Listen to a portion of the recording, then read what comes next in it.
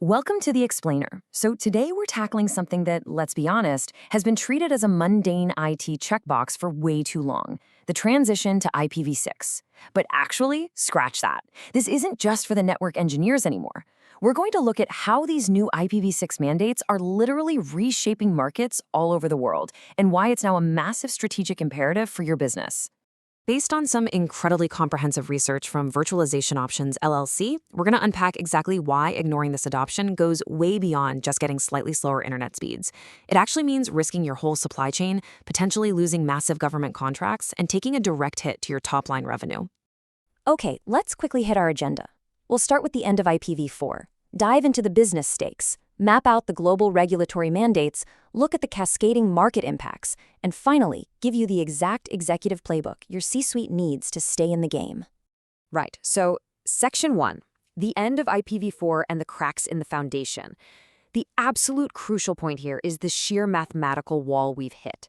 You really can't understand this global market shift without first understanding the physical limitations that are forcing it. Think about this number for a second, 4.3 billion. That is every single IPv4 address in existence. And as of right now, they are 100% depleted across all 5 regional internet registries. You know, the global demand for IP addresses has just skyrocketed with more users, more devices, more virtual environments, and the simple truth, we are totally out of the old real estate. Now contrast that with IPv6, 340 undecadillion. The scale is almost impossible to wrap your head around, right? It's not just some minor incremental IT patch. This is a fundamental architectural shift, and it's big enough to cover every single device, sensor, and IoT endpoint on the planet, with plenty of room left over. Now, I know some of you might be thinking, well, can't we just use NATs to stretch out our IPv4 space? Network address translation?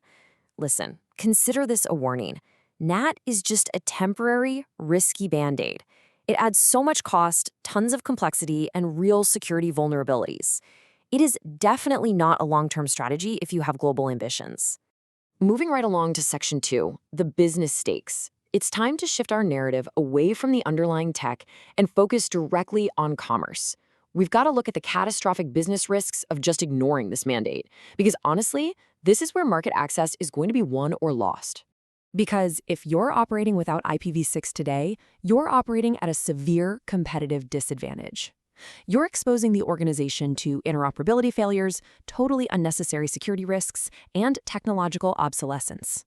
But the real wake-up call for the C-suite, it's the immediate loss of government contracts and the looming threat of serious regulatory fines. Just look at the U.S. government's hardline stance on procurement as a prime example of this. The directive for the General Services Administration, the GSA, is crystal clear. If you want to sell hardware, software, or really any IT services to the federal government, your product has to be IPv6 capable. Period. No exceptions, no legacy carve-outs. If you don't comply, you are literally locked out of one of the biggest buyer markets in the world. And it's absolutely vital to understand the difference between the transition and the final destination. Running a dual-stack environment, supporting both IPv4 and v6, that's just a temporary bridge. IPv6 only is the mandated destination. If your organization is still relying on a dual stack setup by 2026, you are going to find yourselves falling way behind the regulatory curve in major global markets. Which brings us nicely to Section 3, Global Regulatory Mandates. Let's talk about the market gatekeepers. Keep in mind, these are not just polite suggestions. They are hard deadlines forcing worldwide modernization. Consider how the pressure builds relentlessly between 2025 and 2030. Next year, 2025, US GSA mandates hit, and China starts requiring all new infrastructure to default to IPv6. Then, across 2025 and 2026, the European Union finalizes its binding timelines under the NIS2 directive. Jump to 2027, China mandates full end-to-end connectivity, and by 2030, they're demanding a purely IPv6-only ecosystem. So that compliance window, it's closing fast. Over in Europe, the compliance landscape is honestly pretty uneven right now. We're seeing a really sharp divide between the market leaders, places like Belgium, Germany, and Greece that have high adoption due to regulatory pressure, and the laggards in southern and eastern EU states. Those laggards are sitting at below 20% adoption and are being heavily monitored by the European Commission. If you're a multinational operating there, that uneven terrain is a massive interoperability headache. Meanwhile, the Asia-Pacific region was actually the very first to completely run out of IPv4 space. Hitting that wall first meant they had to regulate first. It prompted incredibly strict procurement-led rules across the region, largely driven by APNIC. This led to direct mandates like Australia's Digital Transformation Agency requiring IPv6 support across all government digital services. Okay, moving to Section 4, cascading market impacts. The absolutely crucial takeaway here is understanding how these top-level regulations are going to cascade down and totally reshape your specific supply chain.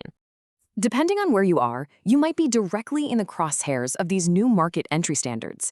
In the US, it's federal agencies and their IT vendors. But in the EU, the NIS2 directive casts an incredibly wide net. We're talking DNS providers, cloud and data centers, content delivery networks, and even online marketplaces. If you fall into any of those categories, you are directly regulated. And the penalties for ignoring this, they are severe and they are public. The IRS TIGTA report back in September 2024 really set a precedent for public shaming and permanent audit records for non-compliant agencies. For vendors, the cost is just immediate exclusion from lucrative procurement opportunities. And internally, agency CIOs literally have to provide written justification for using legacy IPv4. Talk about pushing accountability straight up to the executive level. But here is the real kicker, and where the market truly shifts. Even if you aren't directly regulated, let's say you're a private enterprise further down the supply chain, failing to support IPv6 is going to create crippling interoperability barriers. Your government and international partners are already deploying IPv6-only environments. And honestly, if you can't seamlessly connect with them, they'll just find a supplier who can. That's the cascading effect, reshaping the entire market. Which brings us home to Section 5, the Executive Playbook. Let's get down to brass tacks and look at the actionable roadmap. How exactly does your executive team navigate this landscape, starting today? Well, as the research clearly shows, the major cloud providers, AWS, Microsoft Azure, Google Cloud, they are already completely prepared for IPv6-only deployments. The infrastructure is there. So the gap holding your organization back, it's not technical anymore. It's entirely about organizational readiness, funded planning, and most importantly, executive prioritization. Your transition playbook really requires 3 clear phases. Step 1, you have got to meticulously plan, assign a dedicated IPv6 lead, and map out the specific mandates affecting your jurisdictions. Step 2, procure.